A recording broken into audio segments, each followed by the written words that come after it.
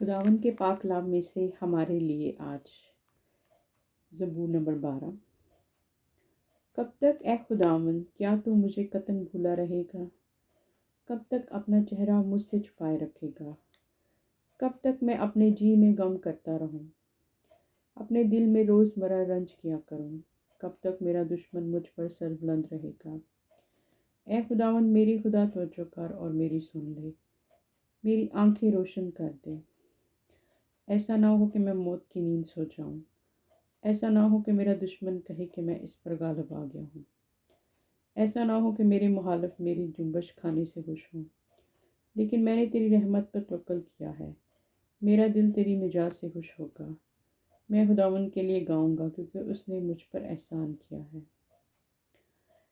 زبور نمبر 13۔ نادان اپنے دل میں کہتا ہے کہ خدا ہے ہی نہیں، وہ بگڑے ہوئے ہیں، انہوں نے قابل نفرت کام کیے ہیں، کوئی نہیں جو نیکی کرے۔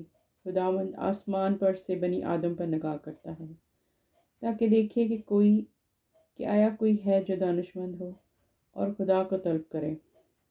وہ سب کے سب گمراہ ہو گئے ہیں، وہ بگڑ گئے ہیں، کوئی نہیں جو نیکی کرے، ایک بھی نہیں۔ کیا ان سب بدکرداروں کو کچھ سمجھ نہیں، جو میری قوم کو روٹی کی طرح کھا جاتے ہیں؟ انہوں نے خداوند کا نام نہیں لیا، تب وہ بشدت خوف زدہ ہوں گے، کیونکہ خدا راست بازوں کی پشت پر ہے۔ تم غریب کی مشورت کو بگاڑنا چاہتے ہو، مگر خداوند اس کی جائے پناہ ہے۔ کاش کہ اسرائیل کی نجات صہیون میں سے آئے۔ جب خداوند اپنی قوم کی حالت تبدیل کرے گا، تب یعقوب خوش اور اسرائیل شادمان ہوگا۔ زبور نمبر 14۔ اے خداوند تیرے خیمے میں کون رہے گا؟ تیرے کوہ مقدس پر کون سکونت کرے گا؟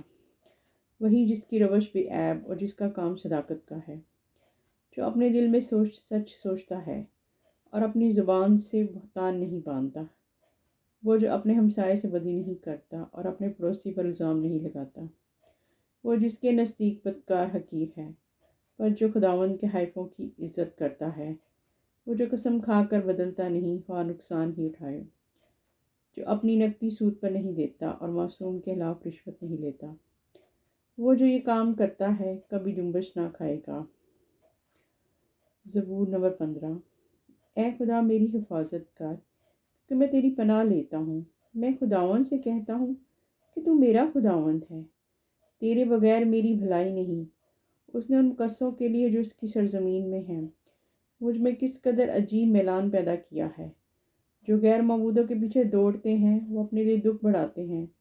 میں ان کے تپانوں کا خون نہ تپاؤں گا اور میں اپنے ہونٹوں سے ان کے نام نہ لوں گا۔ خداوند میری میراث اور میری جام کا حصہ ہے، تو ہی میرے بہرے کا نگہبان ہے۔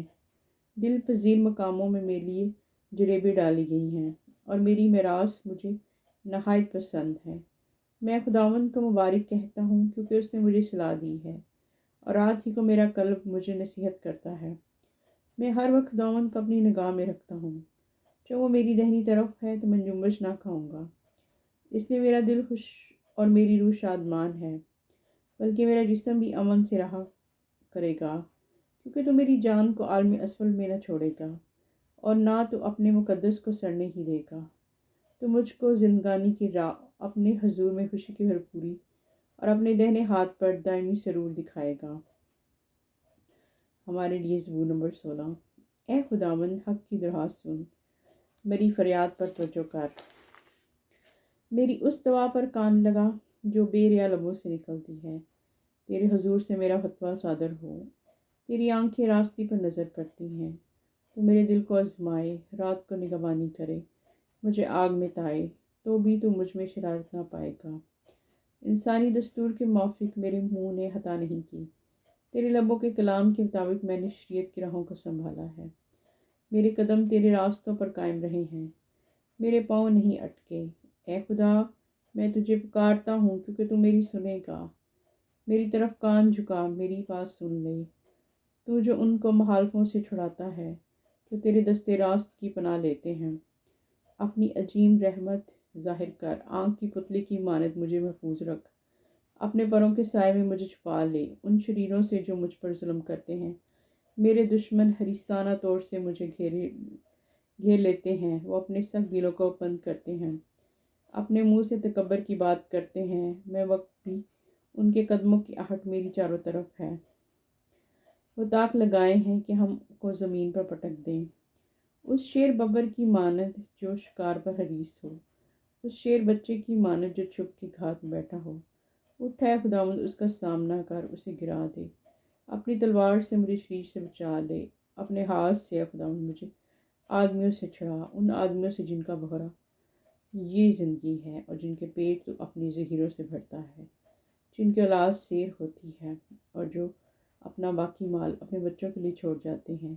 پر میں صداقت میں تیرا دیدار حاصل کروں گا اور جاگتے ہوئے تیرے حضور میں سیر ہوں گا۔ خداوند کے پاک کلام کا پڑھا اور سنا جانا ہم سب کے لیے برکت کا باعث ہو۔ خداوند کا شکر ہو، آمین۔